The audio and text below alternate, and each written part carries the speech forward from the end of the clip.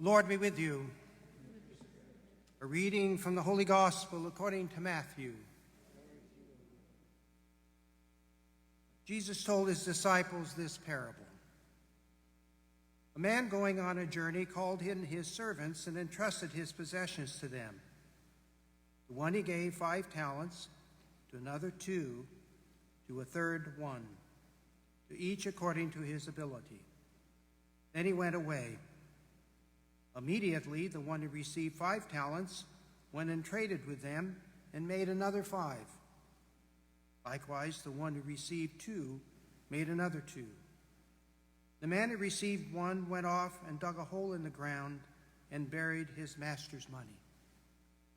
After a long time, the master of those servants came back and settled accounts with them. The one who had received 5 talents came forward, bringing the additional 5. He said, "Master, you gave me 5 talents. See, I have made 5 more."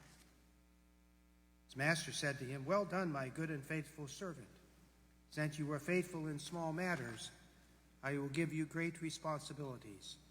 Come, share your master's joy." Then the one who had received 2 talents also came forward and said, "Master, you gave me 2 talents. See, I made 2 more." His master said to him, "Well done, my good and faithful servant. Since you were faithful in small matters, I will give you great responsibilities. Come, share your master's joy."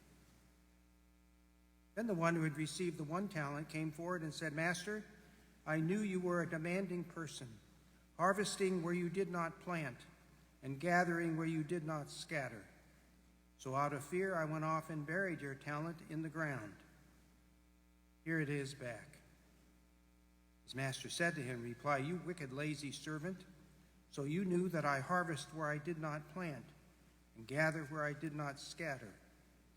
Should you not then have put my money in the bank so that I could have got it back with interest on my return? Now then, take the talent from him and give it to the one with 10. And to everyone who has, more will be given, and he will grow rich.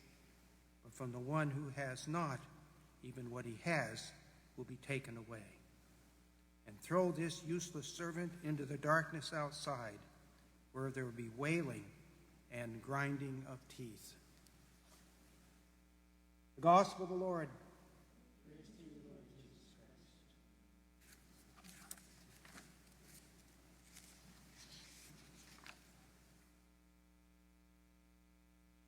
Christ. Talaton, it's a Greek word. We translate it into English as talent. Talenton. When we think of the word talent, we think of some natural ability someone may have. You have a talent for playing sports, or for playing a musical instrument, or for doing mathematics. It's a natural talent, something that we have. But that's not what talaton means. It doesn't mean that kind of talent. Talaton is a measurement of what has been weighed on scales. Talaton. You have a talaton of something, typically gold or silver. And so in the parable today, we hear about talata, not people's abilities. Talk about money, something weighed on a scale. And notice with this parable, unlike some of the other parables we've reflected upon in the past, this does not begin with the words, "and the kingdom of God is like," or "this is how the kingdom of God will be." This has nothing to do with the kingdom of God. And so we hear in the parable that this master is going away on his journey, and he wants to keep his money safe. So he distributes it to 3 of his servants. Talenton was a lot of money. That's a heavy weight of gold or silver.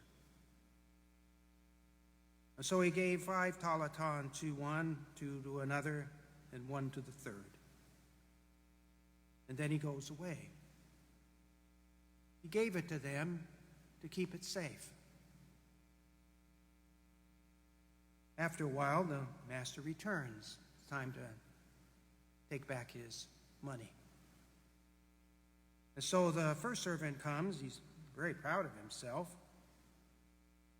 Instead of keeping his master's money safe, which is what he had been instructed to do, he went off and gambled it. Made five more bits of money. It'd be as if you had given all of your money to a friend and left town, and they immediately headed to the casino to make more money, taking a risk. But this one brings back five more of the bits of money. And then the second servant, he brings back two more. So he's doubled what he had been given, played the stock market, however he did that. But then the master comes to the third one, who had 1 talenton, and the servant gives it back to him. He said, I went out and buried this in the ground to keep it safe for you. And you have come back, and now here's your talenton back.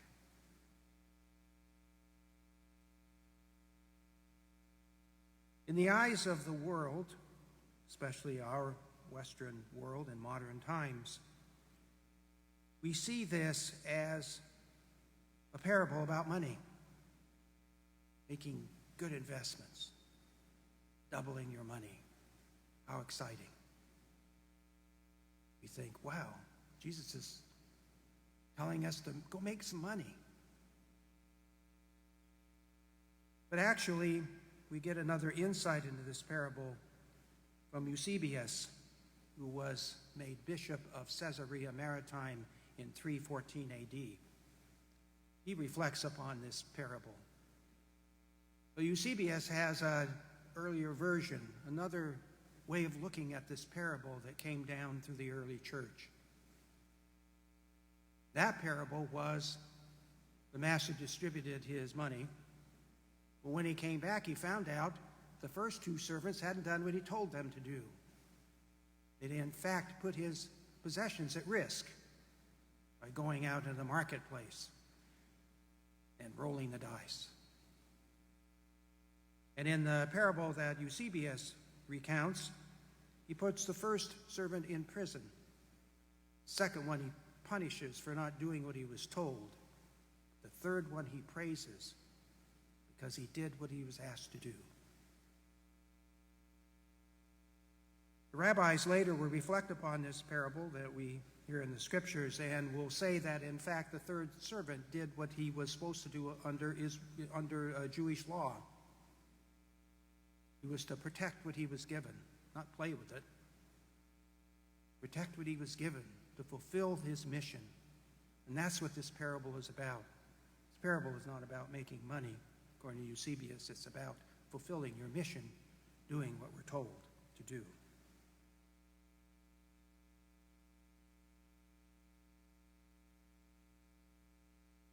This parable will give a contrast between this last servant who got punished and the other two who got rewarded.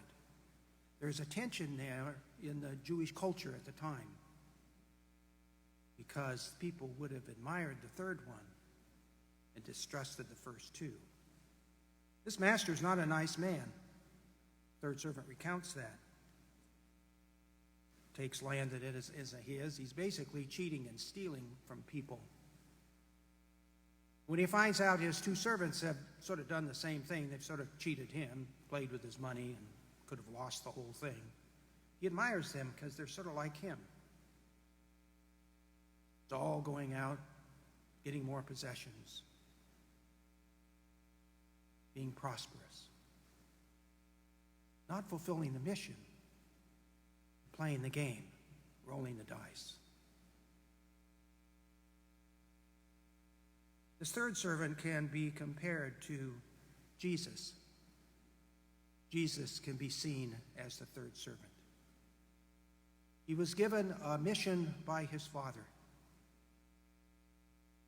And he had to struggle with that mission to figure out how he was going to live it out in his life. That whole segment in the gospel about him going into the desert, what we think of as the temptations. Power, prestige, and possessions, those were his temptations. He had this great healing power. What should he do with it? Should he aggrandize himself like these two servants? Or should he fulfill his mission? Just think of what Jesus could have done multiplying loaves. He could have put every bakery in Israel out of business. He just multiplies bread. Would have made 1 million. Fish. Wouldn't have any fishermen. He'd be out there multiplying fish. He could have charged for healing. You give me a lot of money and I'll heal you. You give me a lot more money and I'll raise your loved one from the dead. But Jesus didn't do that. He's not like the other two servants rolling the dice. Jesus is like the third one, who did what he was told, who did his mission, even though he ended up being punished. The third servant, was dealt with severely by the master and was thrown out into the cold, where there's grinding of teeth, suffering. He was being punished for doing what he was supposed to do. The same can be seen of Jesus, who did exactly what his Father called him to do. He didn't do this game, rolling the dice. He lived out faithfully to the Father's call, and he was punished for it. He was punished by the Jewish elders for not playing along, not making them more powerful, for not getting the people to buy in with the Romans. So he was killed. He was thrown into the darkness of the tomb.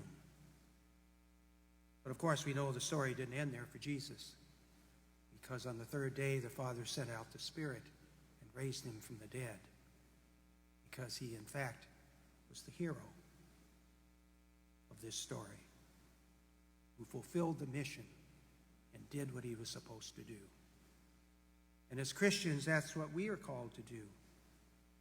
By virtue of our baptism, we are given a mission. A mission to live out the gospel. A mission not to just buy into the rolling the dice, playing the games of the world, investing all of ourselves into that stuff. This parable, of course, isn't, again, not about making money. It has nothing to do with that. What it has to do with doing the mission. This talents and stuff is just an example. In whatever way that we're tempted not to fulfill the mission, we're called to resist that, as Jesus resisted the temptations in the desert. To do the mission that we're given by the Father, to live out our lives in love and peace, live out the gospel, to reach out to those in need, be kind and forgiving and compassionate to the people around us, especially those who suffer. We're almost at the end of the church year. The church year ends next Sunday with the solemnity of Christ the King. And so we're given this time to reflect upon, as we close the year, how have we done during this last year in fulfilling the mission we were given? Did we get lost in the games that the world plays?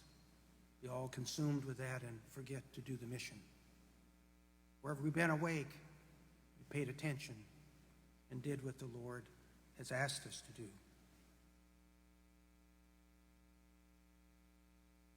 In the eyes of the world, the servant in the parable, the third one, was a failure, and he was punished for it. Jesus, in the eyes of the world, was a failure, and he was punished for it severely. But what this parable of the talents teaches us is that we will always be saved by God for fulfilling the mission, regardless of what the world thinks, regardless of what people tell us we can or cannot do. called to be faithful to the gospel, to stand true to the Lord. And as this year of the church comes to an end, reminded to think back of the ways we've been successful, the ways the Spirit has guided us. And being like this third servant, even though maybe it cost us in terms of how our friends thought about us, or our family or relatives, but we stayed true to the mission and lived out the gospel each day of our lives.